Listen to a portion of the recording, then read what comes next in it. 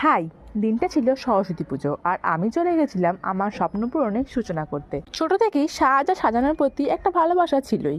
বাড়ির সদস্যদের আগে অনেকবারই সাজিয়েছি, তারা ভালো কমপ্লিমেন্টও দিয়েছে, কিন্তু আজকে প্রথমবার একটা ক্লায়েন্টকে সাজাতে গেছিলাম। দেখো, তোমার সাথে কথা বলতে বলতে আমি চলে এলাম আমার এই দিদিটার কাছে। প্রথমেই আগে শাড়িটা সেট করে নিচ্ছিলাম। দিদিটা আমার আগের সাজানো দেখে অ্যাজ আ গেস্ট তার বন্ধুর বিয়েতে পার্টি মেকআপ হবে একটা, তার জন্য আমাকে বলেছিল সাজিয়ে দিতে। তো চলো দিদির থেকে জেনে নিই দিদি কেমন সাজতে চায়। দিদি, তোমার কেমন লুক চাই বলো?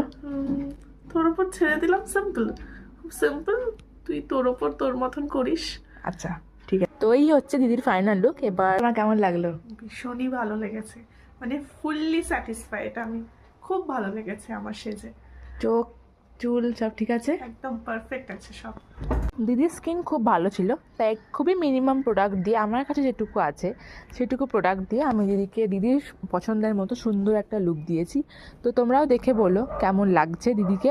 আর যদি এরকম একটা সফট সাটল, এরকম একটা একদম নো মেকআপ লুক তোমরা করতে চাও, তাহলে কিন্তু অবশ্যই আমার সাথে যোগাযোগ করো। একটা কথা আমি তোমাদের জানিয়ে রাখি, আমি কিন্তু এখনও অবধি কোথাও এই মেকআপ রিলেটেড কিছু শিখিনি বা কোনো কোর্স করিনি। হয়েছে, সুন্দর হয়েছে বাবা। ভবিষ্যতে আরো ভালো ভালো কাজ দেওয়ার তোমাদের চেষ্টা করবো। আজকে এইটুকুই, দেখা হচ্ছে নেক্সট কোনো ভালো কাজ নিয়ে। Bye bye.